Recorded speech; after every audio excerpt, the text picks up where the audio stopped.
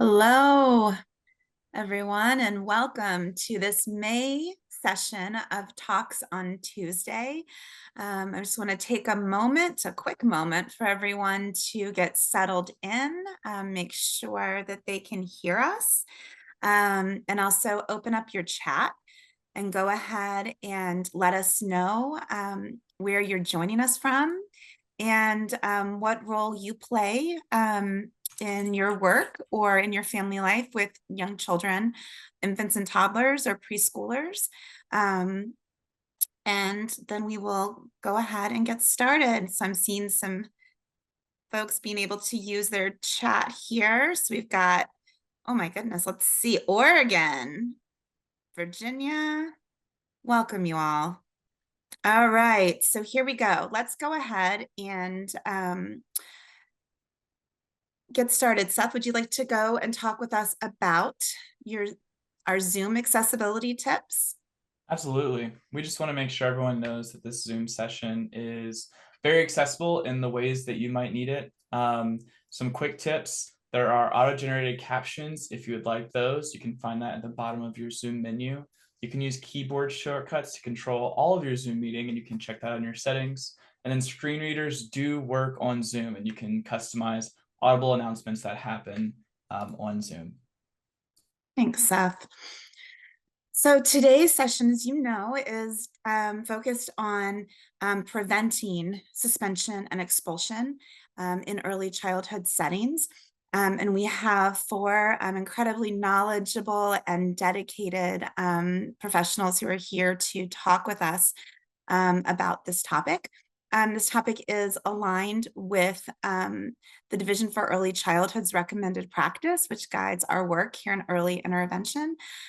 So you'll see we highlighted a couple of our practice there related to families, and then also a practice related to the knowledge and skills for service coordination, because we know that we also have service coordinators and those of you who are in a dual role joining us today, and we want you to be able to see exactly how this fits into your professional development. This also aligns with the pyramid model framework that we are using in Virginia with the supporting families with children with challenging behavior key principle. And with no further ado, I want to give each of our presenters the opportunity to introduce themselves and let you know the role they play in this work and a little bit about why it's important to them. So I'll go ahead and turn this over to Amy to introduce herself. Oh boy. Hello, my name is Amy Sheldon. I am currently a program manager with the early intervention program in Loudoun County. And this work is very important to me. I've been a longtime early childhood mental health consultant as well, and working with a lot of childcare centers, preschools, Head Starts, the staff, the teachers, and also the children and families. And so there's a lot of stories and information and a lot of great info to be shared. Thank you. Thanks, Amy. Johanna?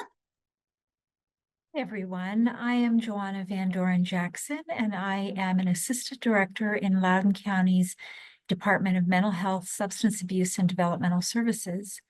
And I was for many years a local system manager of the Loudoun County Early Intervention Services line.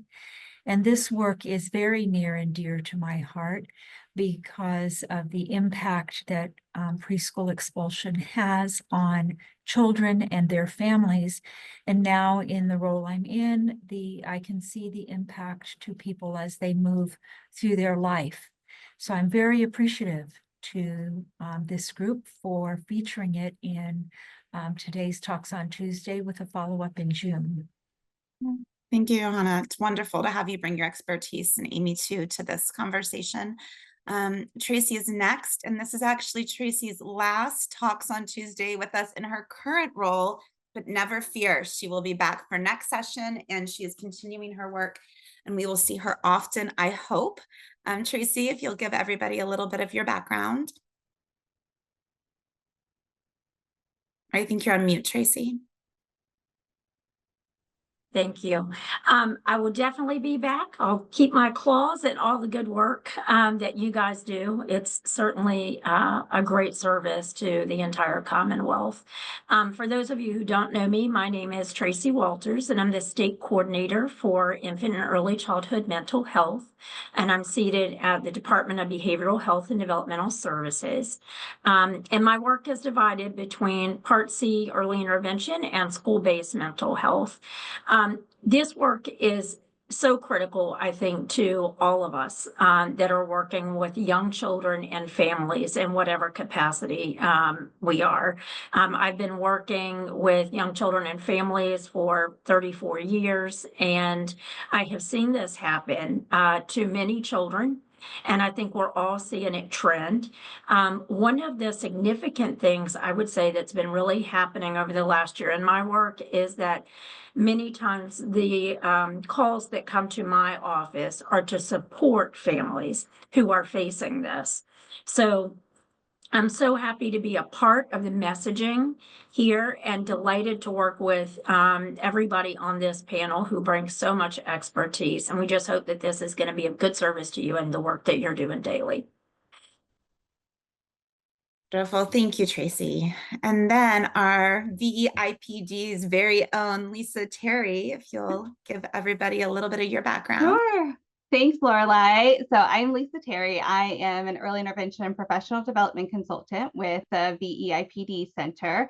I also still go out and see a lot of kids for developmental services, and often more so than I would hate to admit, I have to support the families in really helping their child throughout that childcare when they're in childcare, and then there's that it puts them at risk for suspension and expulsion. And so usually I will go and work alongside childcare centers as well as supporting those families. So this is definitely something that I've witnessed with the families and seeing their emotions that have been involved with it, as well as with the childcare teachers and the directors and all of the feelings that they may have as well too. So I'm really excited to be here with you all.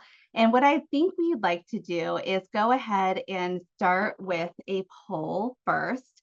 And we're just kind of curious. So how many children in early intervention have you worked with that have either been suspended or expelled from childcare in the past year?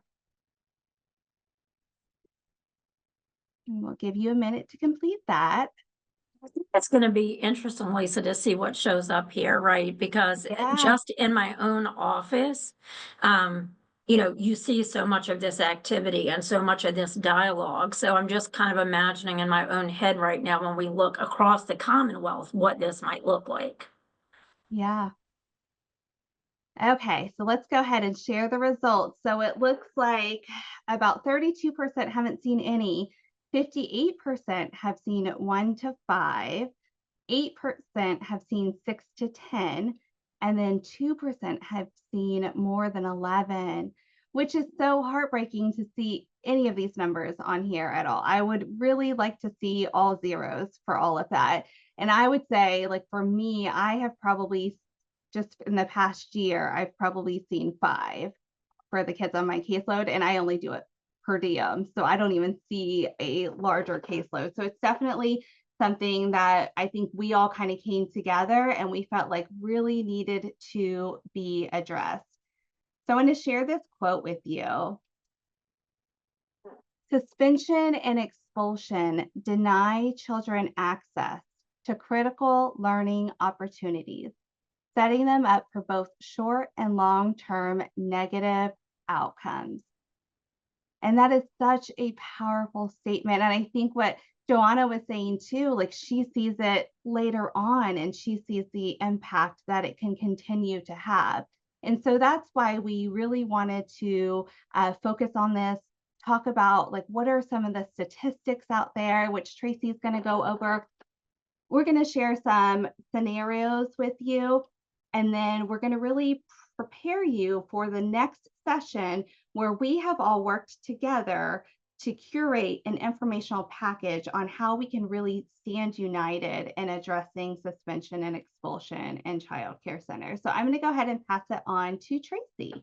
Yeah, thanks, Lisa. And as I get ready to click too, I just want to say, that word access, let's hold that word access in our mind as we're going over these next slides and, you know, all of this information, because that is something that is going to come up over and over in this material. So when we're looking at the statistics, right, this is important. This is something we kind of took a deep dive into. But when we're looking at it, we're thinking about preschoolers. And this was one of the most shocking things to me over and over again, is that they are expelled at a rate 3 times higher than children in K through 12 programs. I still can't get over it. When I think about children being suspended or expelled, I think our minds naturally go to adolescent behavior, right? Or those high school years that are just riveted with all kinds of really quick growth and, you know, all of the adolescent mindsets and behaviors that sometimes support that. But to think about that the rate is 3 times higher for children 6 and under is pretty remarkable. And in my mind's eye, you know, when we're thinking about that, we're really thinking about the adults. Okay, we need to be thinking about the adults in this situation. So if we look at the disparities, one thing we know and have learned from our research together is that children from ethnic minorities are more likely to be suspended or expelled from the classroom. And then of those numbers, boys represent about 79% of our expelled preschoolers. You know, and I want you to be thinking a little bit about that, right? Why the gender difference when we're talking about these suspensions and expulsions? I think one of the things that we have learned is that a lot of times young boys, their behaviors are much more externalized, right, than internalized, and boys communicate very differently than generally young girls do. So a lot of the times when we're talking about our girls, you'll see a lot more of the vocabulary and words to communicate things in such a way that maybe the boys are still growing those skills. So they may be doing and showing their communication more through behavior. So that's one thing that comes to mind when we're looking at that number. And then with infants and toddlers, these guys are also at risk for expulsion, particularly in early care settings that lack adequate mental health support. And when I am talking about that mental health support, I am really thinking about also for that child, really giving support for those families and support to those caregivers. These early childhood educators have a tough job. And so really meeting the needs is important. And when they're not, we can see it show up in expulsions. In Virginia specifically, we're looking at young children in Virginia experiencing comparable suspension and expulsion rates to the national data. And then again, children from those ethnic minorities with disabilities or from low income families are disproportionately affected. When we are talking about that, just a quick second on that disproportionately affected. One of the things that we really need to be thinking about when we're working with these families too is how does this impact the whole family, right? So when we're thinking about the cost of not knowing, all right, and not realizing that this is trending, that this is a real issue and a real challenge and something for us to be looking into. That's why we're bringing this to you today, is really to take the time to pause. The cost of not knowing can cost these children and families so much. You know, we'll talk a little bit later more in detail, but even things like, you know, their socioeconomic progress is stunted for families. Children's feeling of belonging is stunted. So there's a whole lot that's going to go into really the cost of not knowing. So awareness is key for all of us. So let's just go into this. Here's a question for you guys, and you can throw it in the chat. How do you see suspension and expulsion impacting caregivers and children? How do you see that impacting our caregivers and children?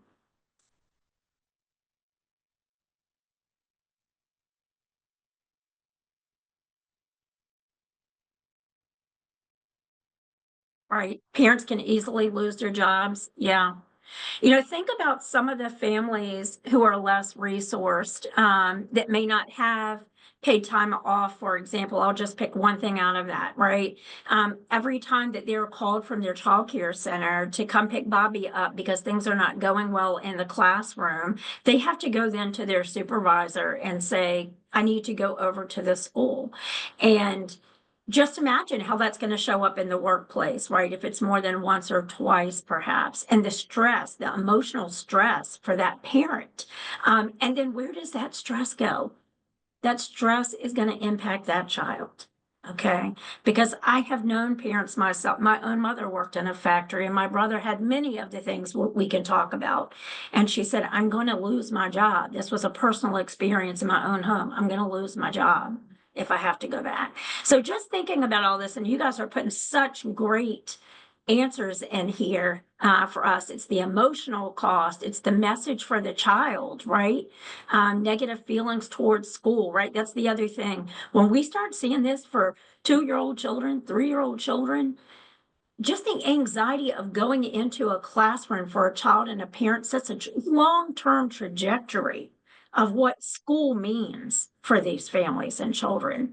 So you're exactly right. And thank you for putting all of those in so we can capture your thoughts and ideas. Someone says, oh, go ahead. No, I was just going to say this ties directly into the next slide too, because I feel like it's hitting all those points. People mention shame, the negative feelings towards school, that emotional impact, the stress. We're seeing a lot of that carry into that children and family experience. And I was going to say, and taking a little bit of a deeper dive of what that looks like just on that child's perspective. Right now I'm at a mental health conference in Philly, and we have had some panelists share about their experiences now with mental health, and also some of those experiences they had in childhood and how much it was tied, because we know that every experience matters. And we know a lot of those mental health diagnoses in adulthood are really starting in that early childhood period.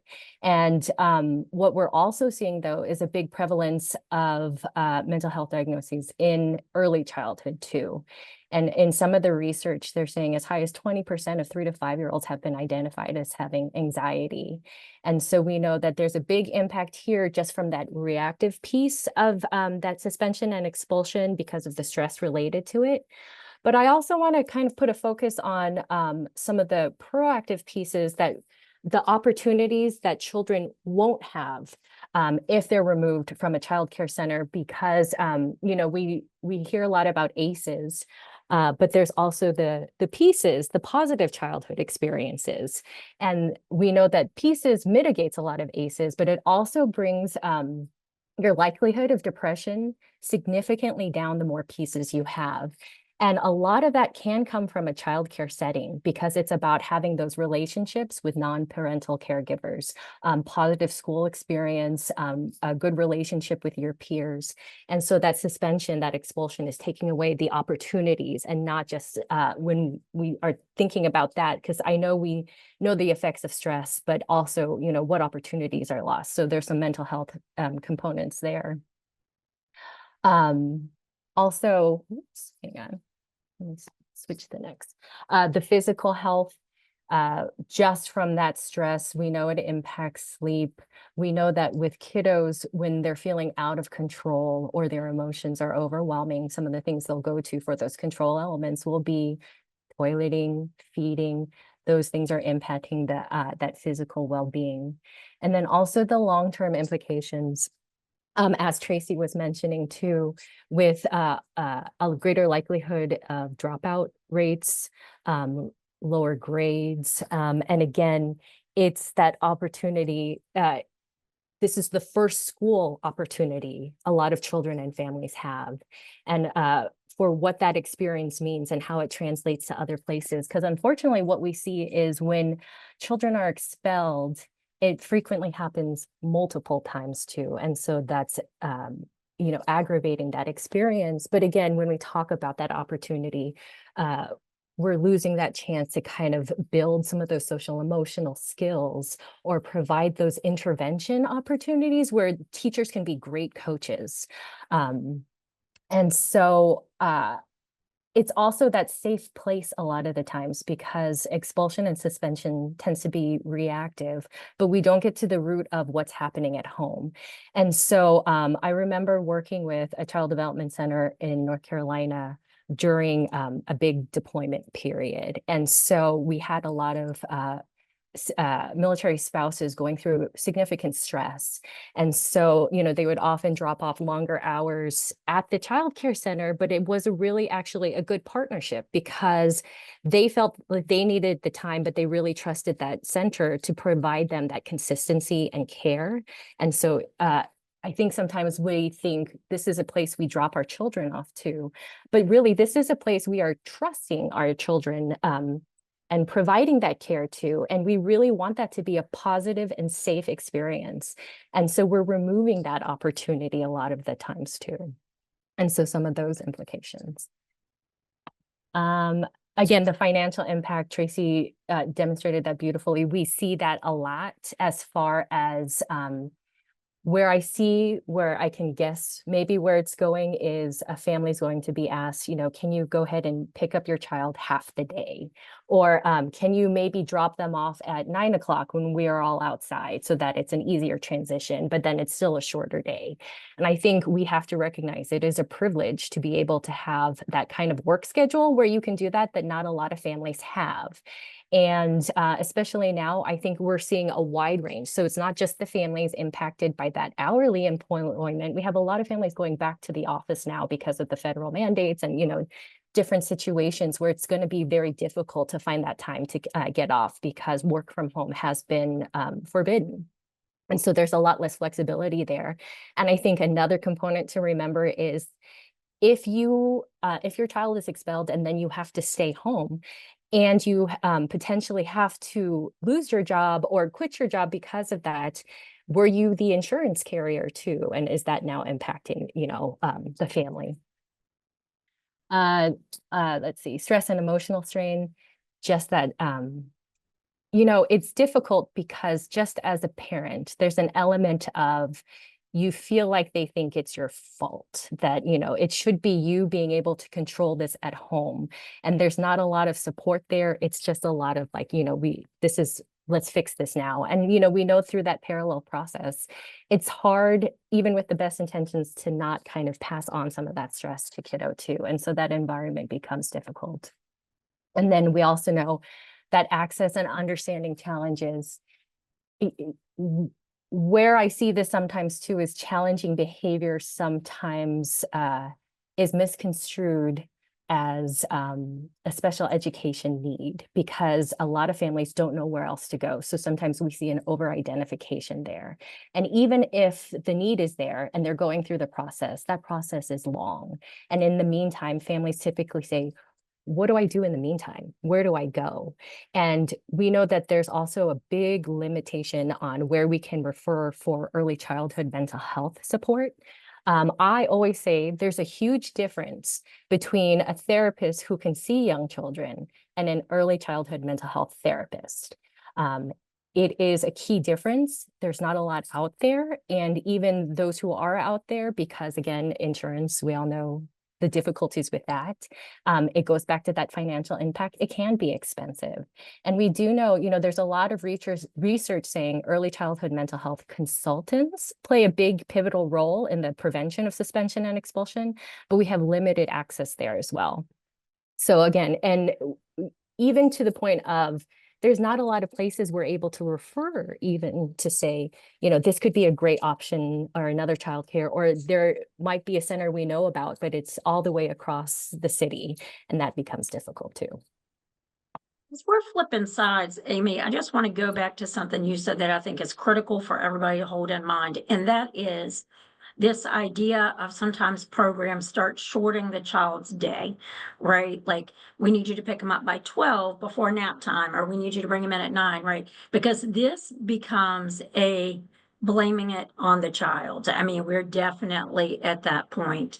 kind of pushing that on the child that we can't have you after this point of the day. And I think that's something that some schools are getting around, this idea of suspension and expulsion. It's kind of become a workaround, and it's something we all need to recognize and challenge in our work. Yeah, and I think it also becomes their intervention as well. Instead of also talking about what else is tried, they can say, well, if it's not working in a successful half day, then it's not going to work full day, you know. And so sometimes I feel like that becomes a go-to. But yeah, and I mean, the good news too is with the part 2, we kind of talk about how to explore that with centers and options, just even in interviewing places. Now, I say all that, but I've had a lot of work with childcare centers and teachers and administrators who really do genuinely care, and they don't know what to do or to try. And so I wanted to be fair and give them that perspective too of what they might be encountering, of where that misattunement or that mismatch might happen, where it might lead to a situation of expulsion or suspension, or even if it doesn't, what some of the hardships are when they're really, there's no suspension, there's no expulsion, but there's also a really big need for help. And so what that could involve. And so we know there's a high turnover rate in some centers, depending on it's lower pay, sometimes difficult stressors, even with ratio difficulty. So even if they're within ratio, sometimes what we might encounter, especially after COVID, when a lot of kiddos were coming back, there was a lot of experiences of, you know, this is first experience away from parent, and a lot of social emotional need, or, you know, you might have a classroom this year where a lot of your kiddos are experiencing significant stressors in the home. And so that's going to take a bigger emotional toll, or a need to provide some more one-on-one support, which can be very difficult, even if that ratio is technically in line. Also, that training opportunity, I've had teachers say, you know, I don't know what to do. I'm not trained in special education. I'm not trained in trauma-informed work. I'm not sure what I'm supposed to do or not supposed to do. And I think what I've also noticed is there's a big, depending on where you work, thing about not touching or not holding. And I think teachers are afraid of like just the extent of how much they can interact and not interact without getting in trouble. I think also where we see this too sometimes is primary teachers who have the more experience are there for a set amount of hours. And then we have the sub teachers come in at the end of the day, where we're going to see a lot more, a lot less information or a lot less experience in those teachers subbing, and some of those incidents happening at the end of the day as well, or even the beginning of the day during drop off. But just even information on, you know, what is developmentally appropriate. Because it is developmentally appropriate for a 2-year-old who's never had an experience with a child care center or care away from family to have a difficult time transitioning for several weeks. And it could look like for a period of time. And also understanding, well, what is typical and when do we need to refer out? Just having that basic information. Also, as far as the reflective practice and developing awareness of our own experiences and values, I just want us to kind of consider back to Tracy's slides about some of those statistics of who is most likely to be expelled from a preschool program. And really, you know, there's very limited training available to kind of take a deeper dive into that, because if you think about a teacher's day, there's very limited opportunity to have training just because they're supposed to be in that classroom. And so when there are training opportunities, it's really going to be those state mandated things, and little time for some of those other options as well. And so we, even that trauma-informed care, I've had teachers have like their aha moments where they've gone to a training, come back and say, oh my gosh, now I understand why she has such a hard time at nap. You know, this was a kiddo who was removed from her mother while she was sleeping and woke up in a foster care placement. And it really just kind of took that training and that lens for that childcare provider to just have it click. And so, she was lucky to have that opportunity in that moment. But, we kind of also have to remember people have a wide range of experiences with that trauma-informed practice and development needs or development. And Amy, if I could jump in there about Mm. understanding child development or not having a lot of experience around child development training. One of the interesting things in the research is that children who are big for their age are expelled at higher rates than other children. And I think it goes along with that idea that we don't always, as adults, have an understanding of what is typical development. And then when you add to it that the child seems big, we expect more out of them. The teachers expect more out of them than the child can actually do. And the child can't really advocate for themselves. So it's almost a double-edged sword. It's a lack of knowledge and the child seems bigger. And I think that's a great demonstration of those opportunities that reflective practice could give to, and kind of an idea to share and like go deeper into what their experiences are and what else the child may be experiencing or that family may be experiencing, to kind of have some of those awareness moments. More important, just looking at the title of the slide here, one of the other things that I know from my own work outside of DBHDS, I have a preschool. And I can tell you from other preschools that I network with, they will tell you it is easier for me to pull another child off the wait list than to hire a new teacher. There are no, we have a shortage of really high quality early childhood educators right now. And so this is something in the backdrop, as we think about all of this too, right? Amy, as you're saying, you really are near and dear to that process too, of working with those teachers and directors. And this is something that they're also facing. And so if they have a teacher who is like, at the level of, I can't do this anymore, I don't know how to help this child, and there's no supports coming in, they'll tell you it is easier to let this child and family go than to find a new teacher. And so I just wanted to place that there too for us to think about as we're thinking about the childcare perspective. No, absolutely. And I think too, also where we see some resistance is when some of our providers, like our PTs or OTs or speech, try to come in and want to come in a helpful way and provide support. I think sometimes it's perceived as somebody else kind of there to watch them and to see if they're going to do something wrong or, catch them in something. And I think it's hard when we want to kind of approach the relationship as a relationship, but they've had their own previous experiences where it's been difficult. But I do really have to say, I've worked with a lot of teachers who want to know more information and who want to do well, but they don't have a lot of that opportunity to do it. And I know, again, that early childhood mental health consultant has been so pivotal in that role. And even within this state, we've had some limitations. And, I worked with one center who was saying they only had somebody available virtually. So they could only, look through the screen because they didn't have someone in their area to be able to come out. And I know with our House Bill 1760, that's making some good progress, and that's going to offer some more opportunities for early childhood mental health consultants in the state. But we're still kind of about a year's away from that, Tracy, I think. And so again, we're still running into those limitations. Oh, sorry. Okay, so going on as I go here, we want to just kind of take a look at some of the scenarios that we've encountered in real life and look at some of those vignettes that Lisa was talking about. So one of them is we have a mom going to work or returning to work soon, and she has shared concerns about Connor starting childcare. Connor is 2 years old, has difficulty with transitions and adjusting to new environments.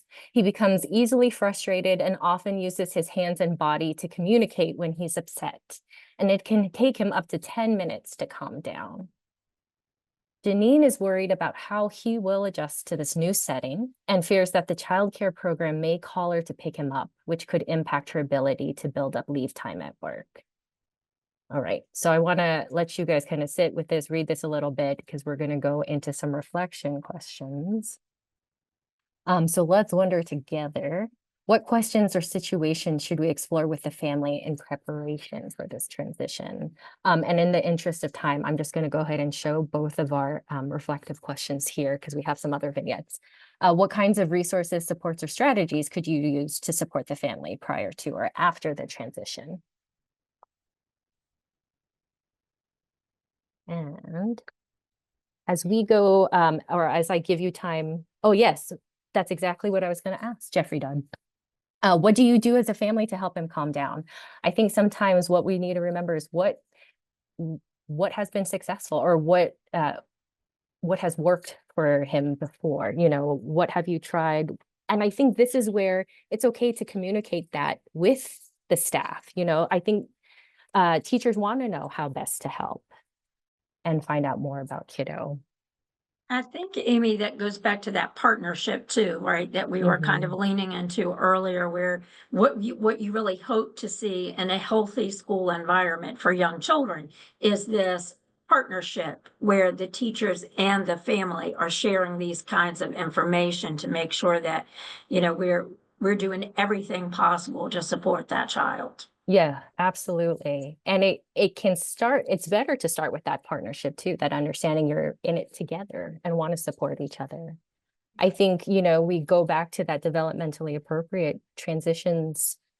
It is normal sometimes to have some difficult transitions, but what helps, or what do we globally know? You know, are we able to kind of visit that childcare center ahead of time? Do we have an idea of that schedule? Are we able to do a social story to maybe help along and take pictures Yeah. of different routines?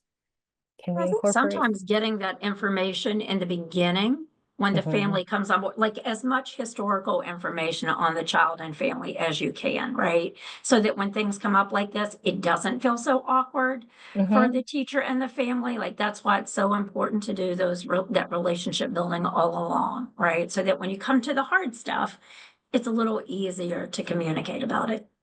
Yeah, and I think you bring up a good point too, because I think sometimes families are hesitant to share some of the difficulties because there's also that element of you don't want your child labeled or, you know, kind of pigeonholed into a certain piece. But I think it's helpful to have some of those strength-based elements to say he does really well this way, and he's got a great personality and loves this, you know. So we're not just talking about what's difficult, we're talking about the whole child. Let's see, they can visit, yes, if possible, definitely, just so they can, I'm sorry, visiting the child care center a few times, so that it's not a surprise. Kiddo can kind of see what's happening, and also the language you're using to support, you know, what's happening, what might it look like when we drop you off, you know, you're still in the mind of each other, and we're, you know, we're going to see you at the end and pick you up, and, you know, just that whole process. I'll flip to the teacher side and I'll pass it off to Joanna here. Thank you, Amy. And I wanted to start this slide with a couple of concepts when we think about teachers. And one is that in the research, one of the interesting things that was discovered is that if the parent and the teacher are able to form a partnership, the child is much less likely to be expelled. So that's a protective factor. But also when we think about, on the other side, when we think about expulsion, and the typical thinking around expulsion is that the child or youth who's going to be expelled has an ability to affect the outcome. They can alter their behavior to prevent the expulsion or shorten it and possibly keep it from happening. The same is not true of a preschooler. This is Tracy mentioned this in the beginning. This is about the adults. And so there's a real power differential there because the child can't really change that much. And the parent is often fearful. And what we really want to think about is, what is it like to be in those teachers' shoes And what is it like for the parent, and how can we come together to form that relationship that results in some protection? So for this scenario, Eve is a mother of 2 young children and feels fortunate to have spent the past few months working as a child care teacher, especially because she can bring her children to work with her. Although she hasn't received much formal training in her new role, she's had the chance to learn by observing another teacher. In her 2-year-old classroom, she has a classroom assistant who helps with the daily routines and activities. So let's think about it a little bit. It's beneficial for Eve to work here. She can be near her children. She gets childcare for them. She's been able to watch somebody else, and she has someone who can support her. Recently, Eve's director informed her that a therapist would be coming in to support one of her students. This news left Eve feeling uneasy. She worries that the therapist's presence might disrupt the classroom flow and make her feel like she's being watched or evaluated. Despite these concerns, Eve truly loves her job and her students, even though her paycheck barely covers her basic needs every week. So Eve knows somebody is coming in, and she's a little concerned about being watched, and is she doing the right thing? She's new at this. The therapist, Angelo, visits the classroom during free play to support Connor, a new student who is struggling to adjust. Connor often cries and seeks comfort by asking to be picked up. Eve has been taught not to pick up children when they cry out of concern that it will reinforce the behavior. And actually, over time, she has become somewhat desensitized to the sound of crying. So let's wonder together, if you could put some ideas in the chat on what should Angelo be mindful of. Angelo's the therapist, remember. What should Angelo be mindful of before he enters the classroom? And what kinds of resources or supports and strategies could Angelo use to validate Eve's feelings and still support Connor? So what are some things that Angelo can do to prepare Eve? So yes, learning the classroom schedule. And you know what that goes back to, Beth? That's such a nice example. That goes back to an attitude of humility and respect on the part of Angelo, that he values Eve's work and the structure that they have, and that the children benefit from that. Connect with the teacher ahead of time if possible, right? That you connect beforehand, you have a warm handoff and discussion. That's really helpful. Talking about what goals they will be working on. It's so much easier to talk and think about specifics rather than have your own brain filling in with what if. So Eve knows what they're working on. These are great suggestions. You guys are on fire. Yes. Ask for her perspective on the child's difficulty and what works or doesn't work. That is a great thing to know. What strategies have been tried and what are her thoughts on what's going well? That's back to the idea of respect and multiple perspectives of the child. And we get, the more perspectives we have, the more we can learn. Providing the teacher with research and resources that she can look at. Open communication. Yes, Jeffrey, remembering that she doesn't have training, and help her understand the reasons for the crying, help draw her attention to it if perhaps she's become desensitized and why Connor's behaving that way. And modeled without expectations for a while. That's another wonderful strategy. There is nothing like being an extra set of hands in support of the primary work. That's a beautiful example to give them. And how do you think Eve will feel after she's had some of this support?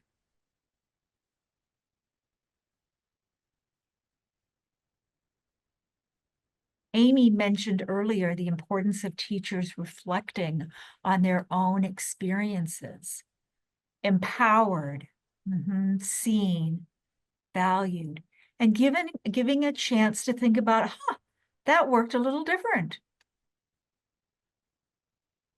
And she will feel better if she's told she's part of the team. Absolutely. And that's what you want. You want that web of support, that team around the child. And you know, the other wonderful thing that happens is when the teacher feels empowered and the child has success, they want to continue. They want to see that child improve with it. And so they're invested in that child feeling more comfortable and doing better. I see more comments coming in about partnerships and feeling validated. So wonderful, exactly. She goes from being trepidatious about what this might mean to feeling like she can make a difference. The model of Ted Lasso coaching for educators, yes. And Christy asks open-ended questions at daycare to understand more about the daily challenges the teachers face and then try to problem solve together.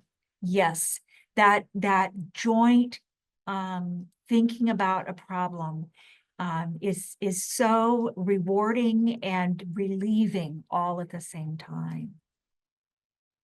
So thank you. These have been great observations.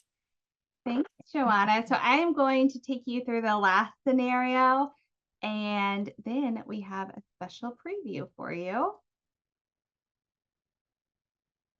Okay, so we are going to look at early trauma and suspension, and this is very similar to a case that I had. So Kylie was removed from her mother, Sammy, between the ages of 12 to 18 months due to neglect and placed in the care of her aunt through Child Protective Services.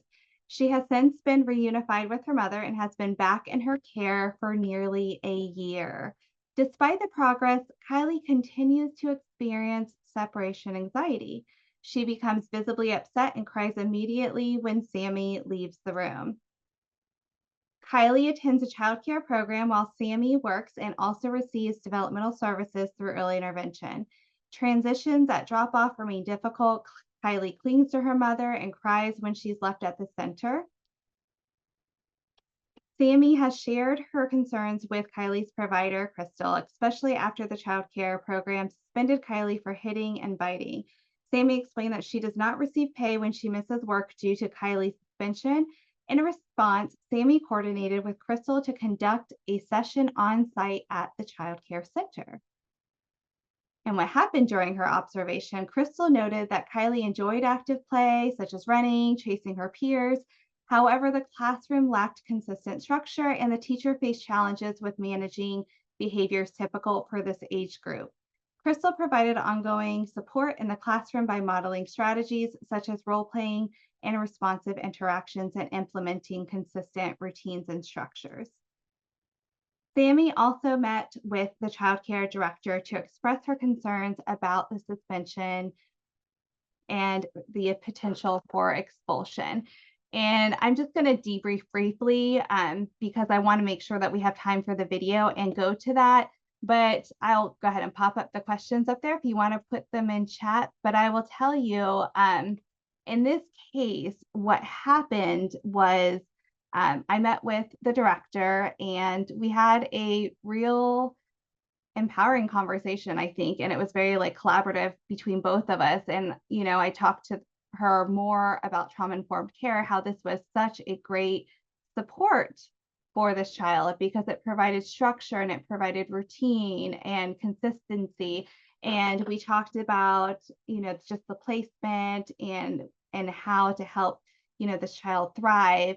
And what they ended up doing was they switched the teacher. So the teacher that was in that room for 2-year-olds was originally an infant teacher. And so they were still new to that age. And so they actually switched them with the other teacher that was in the infant room who had more experience with them. And I will tell you, ever since they made that switch, there was no more issues, no more biting, no more hitting, nothing that happened. And it was just an easy kind of problem solving to figure out like how to best support that child. And so that was just a great example of what happened, you know, for that scenario. And I will tell you, like, I've seen so many different kids in different childcare settings, and I can't ever predict the outcome of what's going to happen because every situation, every childcare, every teacher, every family is so unique, and it really has to be individualized, you know, after kind of doing some detective work and figuring out what's going on. Yes. Okay. So, oh, I forgot we have this before the video. Tracy, if we can go through this quickly so we have time for the video and the debrief. Sorry, yes, let's do that. Okay, here we go. So we do want to think about everyone has a role to play. Sorry, I think I did that. That's okay. We do want to think about everyone has a role to play. We also want to think about some of the things we talked today, which is creating inclusive, supportive environments for our children. We want to make those simple, actionable strategies for partnering with our families. We've mentioned some of those along the way. Our part 2 of this, we're going to give you some great information to support that. You want to look at having family-centered practices, culturally responsive communication, and collaborative problem solving.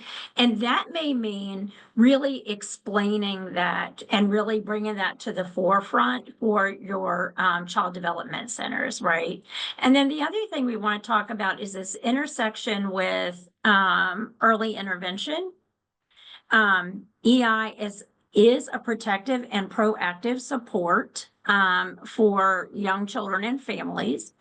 The barriers that families may face accessing EI services, and then also the role of the EI providers and early interventionists cannot be emphasized enough. You guys are in there in the trenches every day with these families.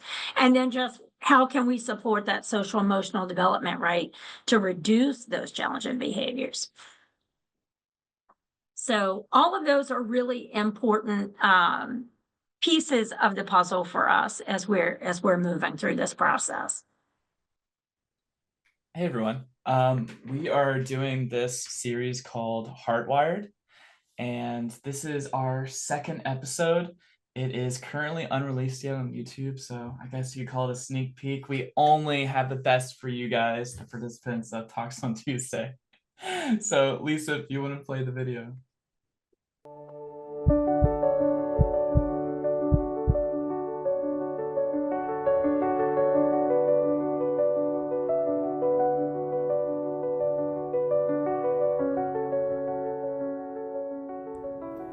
Hello, good afternoon. My name is Anne-Marie Bryan, and I have a daughter who is, she has not been diagnosed with autism. However, she is nonverbal. I had suffered brutally, I would say, by the system when it came on to finding a center which would care for her.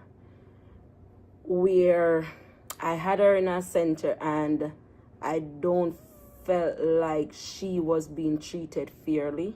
She was being treated evenly, or if those teachers were trained on how to handle kids when it came on to her behavior, which led to them pulling her from the school. So now I was left with my daughter out of childcare, and I had to basically stay home, quit my job and stay home and try to care for her, which in the long run caused me not being able to pay my bills, having my water cut off, having my lights coming close to cutting off. I really feel like there is more that can be done in the sense of having a place which can care for these kids without the interruption of basically not having the mom or the dad have to quit their job to stay home with them all the time, just like how regular kids will go to daycare. So I just felt the need to make this video today just to encourage somebody mostly who might be going through the same thing as what I went through, just to tell them that, hold on, hope is coming. Sometimes you go to this daycare, they don't treat them good. Take your child. Take your child, because at the end of the day, you gonna never feel good or comfortable at work knowing that your child is not being treated fairly because, oh, they can't speak, or they are on a certain spectrum, I would say, or they have a certain behavior. So I was lucky enough though to find a daycare about 2 to 3 weeks now, which has been keeping her, and she's doing so well, as I feel like kids of those with those behavior need to be around children their age. So she has been doing way better than what she was doing at the next school. So a lot of times my daughter can talk, but I'm telling you, her action says way more than what words would say. When I see how much my daughter loves to go to that school, I know for sure that that next school that told me that she couldn't come back, she really wasn't feeling loved, as every single morning when I dropped her off, she would cry. And now I'm having a child who's happy and running in her class and leaving me out here. It feels so brand new. However, I know that she's in a happy space. So I just want to bring awareness of what's going on in the system when it comes on to children not being treated fairly because of these conditions. And I hope that something will be done about it one day. Thank you. You have. So you all saw it first, the very first Heartwired series. This was one of the families that I was seeing, and I will tell you, I'll give you a little bit of background. I know we're almost at our time, but just really quick, I will tell you that the school finally let me go in to do some observations, and this child, she was isolated. She had to face a wall during lunchtimes. She wasn't allowed to be around the other kids. They were very unresponsive, like even like during like diaper changes, they weren't engaging, interacting, or communicating with her. They didn't really see her as an individual. And so it was a very heartbreaking situation. But, you know, I think somebody said earlier that sometimes some schools aren't the best fit. And this was definitely like that case where this just wasn't a good match for this child and this family. But she is happy and she is thriving, and she graduated from early intervention and she's moved on from us, but she's doing great things now. And that makes my heart happy. And this family was so fantastic and about sharing their story to help, you know, empower others too. And I know we are at the end of the time. I just want to make sure, Lorelei, I know you have some like last minute things to cover, so everyone knows too, but feel free to keep typing your thoughts in the chat as they come up too. Hi, everyone. Yes, so thank you all to these 4 presenters, Lisa, Amy, Johanna, and Tracy, for facilitating this conversation with us and helping us all get more grounded in this topic. And we're really looking forward to session 2, which is on June 3rd, when we will continue to explore the topic, but also we'll be receiving, they'll be sharing a toolkit that they and some others have put together for Virginia providers. So we really look forward to that. And you'll be receiving some handouts at their next session.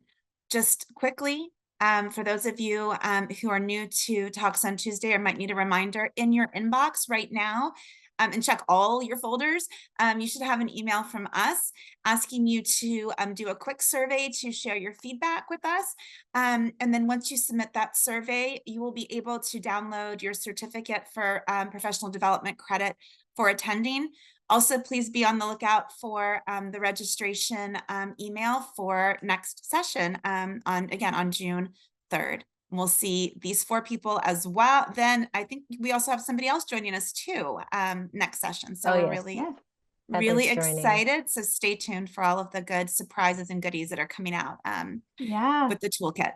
And make sure you follow our YouTube channel. That's where we have, it's the VEIPD YouTube channel, and that's where we have the Heartwired series. So every time we launch a new one, if you've subscribed to it, you'll get that notification too. All right, you all stay tuned and we'll see you all next month. Yes, I will pull that link to drop into. Oh, never mind. Seth did it. Thank you, Seth did it. Seth. He's on it. Really wonderful participation today. Yeah. Thank you guys for Thank being you here. guys.